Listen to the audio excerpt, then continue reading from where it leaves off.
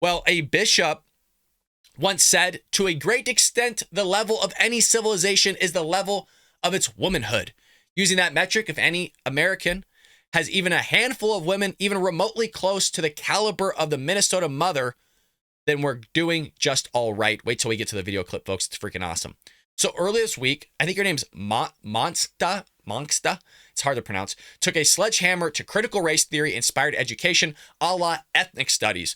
So what they're doing right now, and you see this, yes, in the college system, but it's also kind of shuffling its way down to the high schools, and they're doing the form of elective classes where you can opt into it. And they're calling it ethnic studies.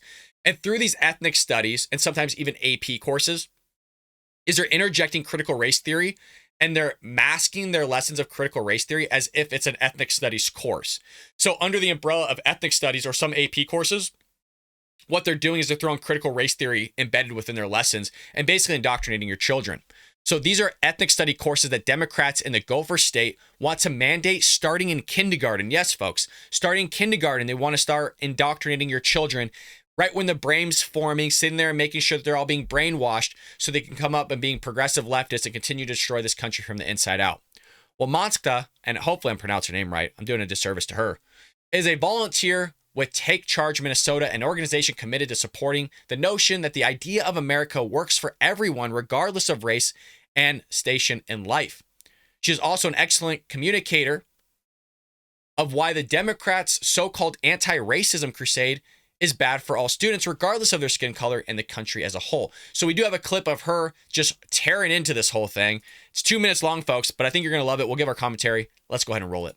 My name is Kofi Montzka. I'm an attorney, wife, and mom to 3 boys, 2 of which are in high school. This bill requires that schools teach ethnic studies starting in kindergarten, and I am against this. You might ask, why in the world would a Black person speak against ethnic studies? Because not everything that sounds good is good. The definition of ethnic studies right there in the statute says, case in point, communism, socialism reads really great on paper, sucks in real life, but the Democrats will support it nonetheless. Says that there's a connection between a person's race and their stratification.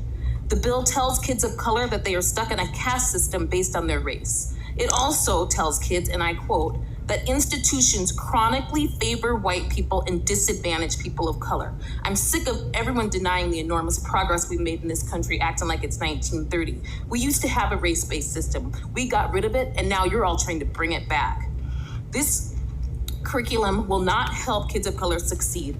All it does is remove any reason to try. And I repeat that, it removes any reason to try.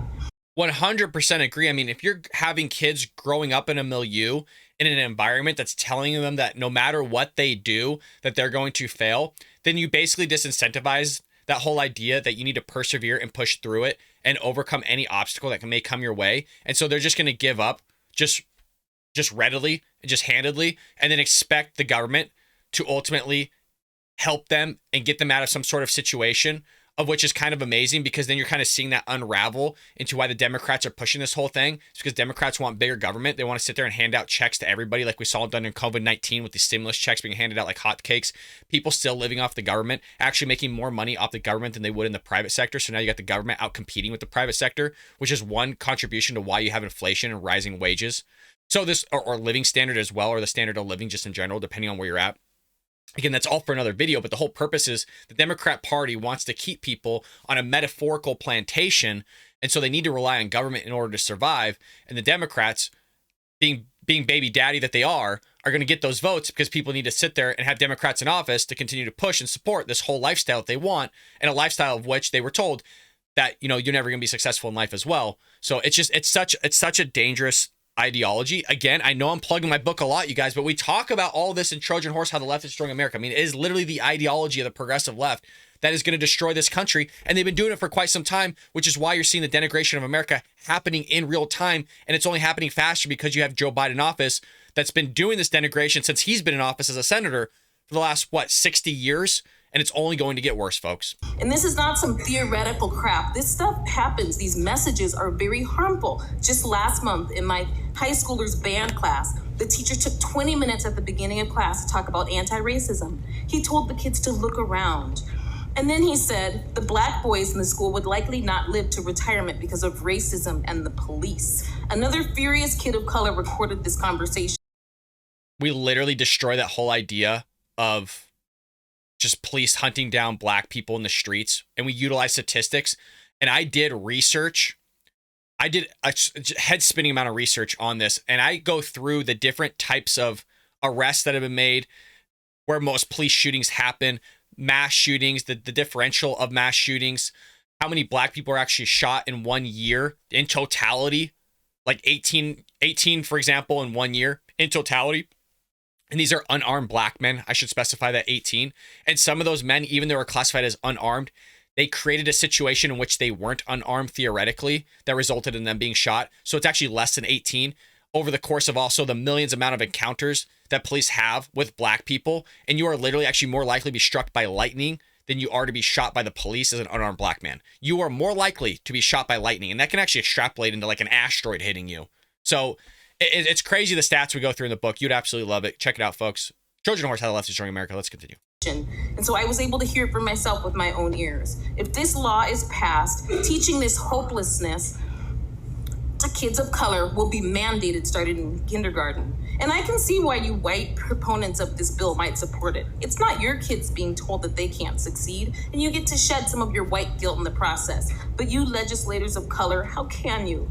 You made it despite the invisible boogeyman of systematic racism. You were voted in by a majority of white people. You hold some of the most powerful positions in this state. Yet you want to tell my kids and other kids of color that they can't succeed? It's shameful. It's terrible. I ask that you please vote against this bill. Thank you for this opportunity.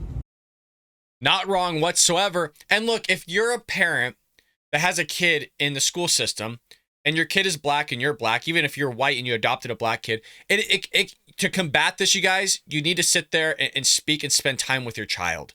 For the first time in 100 years, we've seen a decline in IQ because kids are spending so much time on TikTok and video games in front of a screen. And I think they're averaging only like 45 minutes to an hour max a day with their parents.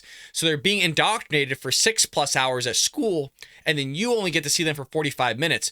At some point, we got to be the adults here, take away the phones for a little bit, sit there and actually educate the children on your end at home so they're not sitting there being indoctrinated, and you could sit there and combat what their teacher's telling them in the classroom with actual logic and reason. Again, folks, I'm going to be promoting this for a while. I think it's that good where you could sit there and combat the indoctrination of the left with this book here. We talk about critical race theory.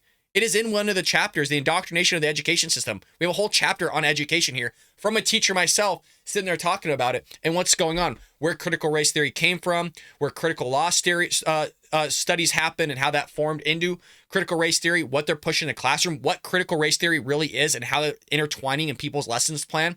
Because a lot of schools are pushing this equity, justice, inclusion, or diversity, equity, inclusion. I mean, there's different forms and different names of it, but they're pushing this through their lesson plans. And some teachers are mandated to do this stuff, you guys. It's not like, oh, every teacher sitting there trying to indoctrinate your kids. They'll sit there and have to be observed in the classroom by an administrator that's pushing this ideology. And within their review, they might have, hey, how did you incorporate diversity, equity, inclusion in the classroom? And one of those components might be a critical race theory lesson or whatever it may be. Even if you're not for it, you want to keep your job and you might brush through it pretty quickly, but it's there nonetheless. So this lady's not wrong. The Democrat Party is going to sit there and push this stuff because they figured, hey, if we can get your children, you have the biggest factory of pumping out progressive leftists than mankind's ever seen. I mean, literally, you are pumping out people out of an education system that are being indoctrinated through their whole life, 18 years, if you include college, and then they're going to come out, obviously being indoctrinated, so that when you have a conservative Republican trying to wake them up to what reality is and the actual statistics on it, and that everything they've learned in their entire life was wrong, they're not going to sit there and just switch on a dime. Can you imagine growing up in an entire environment to where you think that the environment of which you were told your entire life is ultimately wrong? Your entire worldview, the entire foundation of your life is going to be crippled and shattered. That would not be something for somebody easily to accept. I'll give you an example. I'm a Christian. I'm sure there's a lot of Catholics and other faiths that follow the show. Can you imagine that if somebody came into your life and said, hey, Jesus never walked this earth, you are not saved, everything you learned was a complete lie? Do you think that you would just easily digest that and believe that just willy-nilly? I know I wouldn't. I mean, what the hell are you talking about? I don't think so. So it's the same thing as because they've been indoctrinated. It's basically a faith, the progressive left and the movement that they're doing here, because it's basically a belief system. They're probably more religious than actual religious people are because they don't ever question the reality and the milieu of which they grew up in from the indoctrination of the left, that when you actually give them the truth, that they can't accept it because, again, their entire worldview. So they might actually even believe that you are right, but because they have to accept that and change their entire worldview and their lives and their narratives and the things that they actually believe in and make a change in life, which people don't like to do, they're not going to do it. And so this is such harm. It is the craziest thing you've ever seen. This is the biggest experiment we've ever done on kids other than COVID-19 and also with the technology that's being implemented. We're going to see a very screwed up or possibly very screwed up generational problem here in America. And it's going to be the biggest sociology study we've ever seen in our lives. We'll see what happens with it, folks. But I want to know what you think in the comment section below. Am I a little out of line here? Do you believe in systemic racism? Because I sure in hell don't. I don't know any laws in the books that are readily there that are sitting there holding black people back. I mean, it only takes one generation to fork your family tree. Somebody's going to have to probably sacrifice. But folks, you can become a millionaire just by investing some of your money in the stock market. Look up a compound interest calculator, run the numbers, go down to Charles Schwab, Vanguard, Fidelity, somewhere, sit with a financial investor. You could sit there and fork your family tree just by working a second job for a little bit, or having your son work a job starting at 18, not just in school, but working, and you sitting there taking the responsibility as a parent and investing that money there for them by going down and getting an investor person to sit there and take care of that on their end. They'll sit there and become a millionaire. You just took care of your son or daughter for the rest of their life because you sat there and took the initiative to make sure that they're investing in the mutual funds, index funds, the stock market, ETFs, or whatever it may be that the financial advisor wants to do, and you got them set up for life. So the fact that they're going to sit there and point towards racism when you need to just make the necessary steps starting early to invest, you're going to be okay. I know it's a lot easier said than done, but that still is the truth. And the truth is what's going to set you free. And it's not the Democrat Party that's going to set you free. It's you, your individual conservative ideology that's going to set you free from the chains of the Democrat Party. I hope you enjoyed that clip from the Bald Brad Show. If you did, make sure to hit that subscribe button so you can stay up to date on all our future content.